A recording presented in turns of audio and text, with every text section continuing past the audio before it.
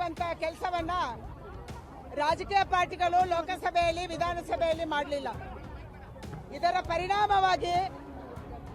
ಪರಿಣಾಮವಾಗಿ ಕಳೆದ 30 ವರ್ಷ ಮಹಿಳಾ ರಿಸರ್ವೇಶನ್ ಬಿಲ್, ಮಹಿಳಾ ಮೀಸಲಾತಿ ನೆನೆಗುದಿಗೆ ಬಿದ್ದಿದೆ.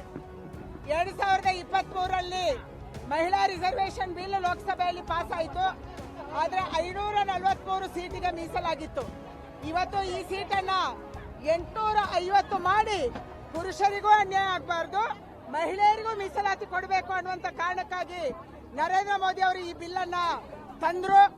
ಡಿಲಿಮಿಟೇಷನ್ ಜೊತೆಗೆ ತಂದ್ರು. ಯಾಕೆಂದ್ರೆ ಸೆನ್ಸಸ್ ಆದ ಮೇಲೆ, ಈಗ ಸೆನ್ಸಸ್ ನಡೆಯುತ್ತೆ ಬರುವಂತ ವರ್ಷಗಳಲ್ಲಿ, ಸೆನ್ಸಸ್ ಆದ ಮೇಲೆ ಡಿಲಿಮಿಟೇಷನ್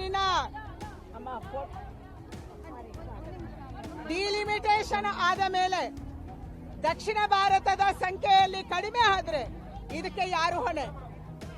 ಇದರಲ್ಲಿ ಒಂದು ವ್ಯವಸ್ಥಿತ ಷಡ್ಯಂತ್ರ ಇದೆ.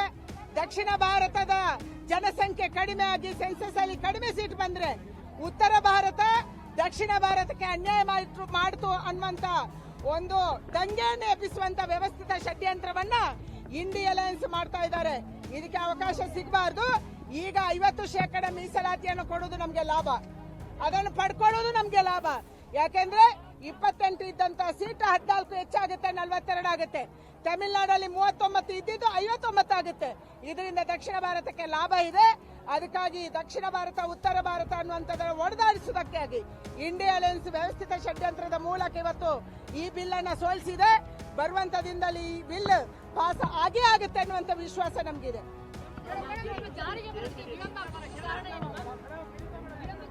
ಮೊನ್ನೆ ನಮ್ಗೆ 2/3 ಮೆಜಾರಿಟಿ ಸಿಗ್ಬೇಕಾಗಿತ್ತು, 66% ಮತ ಸಿಗ್ಬೇಕಾಗಿತ್ತು. ಆ ಮತ ನಮ್ಗೆ ಸಿಗ್ಲಿಲ್ಲ. ಅದಕ್ಕಾಗಿ ಬಿಲ್ ಬಿದ್ದೋಯ್ತು. ನಮ್ಗೆ ನಮ್ಮದೇ ಎಷ್ಟು ಸಂಖ್ಯೆ ಇತ್ತೋ ಅಷ್ಟು ಮತ ಬಂತು. ಆದ್ರೆ ಬೇರೆ ಪಾರ್ಟಿಯವರು ಕೂಡ ಇಂಡಿಯಾ ಅಲಯನ್ಸ್ ಅವರು ಇದಕ್ಕೆ ಸಪೋರ್ಟ್ ಮಾಡಿದ್ರೆ ಆ ಬಿಲ್ ಪಾಸ್ ಆಗ್ತಿತ್ತು. 66% ಮತ ಸಿಗದೇನೆ, 2/3 ಮೆಜಾರಿಟಿ ಸಿಗದೇನೆ ಈ ಬಿಲ್ ಫೇಲ್ ಆಗಿದೆ. ಯಾಕಂದ್ರೆ ಕಾನ್ಸ್ಟಿಟ್ಯೂಷನಲ್ ಅಮೆಂಡ್ಮೆಂಟ್ ಬಿಲ್ಗೆ 2/3 ಮೆಜಾರಿಟಿ ಬೇಕಾಗಿದೆ, 66% ವೋಟಿಂಗ್ ಬೇಕಾಗಿದೆ. ಅದಕ್ಕಾಗಿ ಈ ಬಿಲ್ ಬಿದ್ದೋಗಿದೆ. ಬರುವಂತ ದಿನದಲ್ಲಿ ವಿಶ್ವಾಸ ಇದೆ. ಈ ದೇಶದ ಮಹಿಳೆಯರು ಜಾಗೃತರಾಗಿದ್ದಾರೆ. ಅವರ ಅಡಿಗೆ ಮನೆಗೆ ಸೀಮಿತ ಆಗಿಲ್ಲ. ಅವಳ ಕೈಯಲ್ಲಿ ಸೌಟು ಮಾತ್ರ ಇಲ್ಲ, ಅವಳ ಕೈಯಲ್ಲಿ ಆಯುಧನೂ ಇದೆ, ಅವಳ ಕೈಯಲ್ಲಿ ಕಂಪ್ಯೂಟರ್ ಇದೆ, ಅವಳ ಕೈಯಲ್ಲಿ ಸ್ಟೆಟಸ್ಕೋಪ್ ಇದೆ. ಅವಳು ಇವತ್ತು ಇಂಜಿನಿಯರ್ ಇದ್ದಾಳೆ, ಡಾಕ್ಟರ್ ಇದ್ದಾಳೆ, ಟೀಚರ್ ಇದ್ದಾಳೆ. ಈ ದೇಶದ ಮಹಿಳೆಯರು ಇಂಡಿಯಾ ಅಲಯನ್ಸ್ ಅನ್ನ ಸುಮ್ಮನೆ ಬಿಡಲ್ಲ ಅನ್ನುವಂತ ವಿಶ್ವಾಸ ನಂಗಿದೆ. ಹಿಂದೂ ಧರ್ಮಕ್ಕೆ ಅಪಮಾನ ಮಾಡುವಂತದನ್ನ ನಿರಂತರವಾಗಿ ರಾಜ್ಯ ಸರ್ಕಾರ ಮಾಡ್ತಾ ಇದೆ. ಕಳೆದ ವರ್ಷನೂ ಕೂಡ ಇದು ಪತ್ತೆ ಆಗಿತ್ತು. ಯಾರಿಗಾದ್ರೂ ಕೈಯಲ್ಲಿ ಬ್ಯಾಂಡ್ ಇದ್ರೆ ಅದನ್ನು ತೆಗೆಸೋದು, ತಿಲಕ ತೆಗೆಸೋದು, ಮಾಂಗಲ್ಯ ಚೈನನ್ನು ಕೂಡ ಕಳೆದ ಬಾರಿ ತೆಗೆಸಿದ್ರು. ಈ ಬಾರಿ ಮತ್ತೆ ಅಪಮಾನ ಮಾಡುವಂತದನ್ನ, ಜನಿವಾರ ತೆಗೆಸುವಂತದನ್ನ ಮಾಡಿದ್ದಾರೆ. ಇದು ಕಾಂಗ್ರೆಸ್, ಹಿಂದೂ ವಿರೋಧಿ ಕಾಂಗ್ರೆಸ್.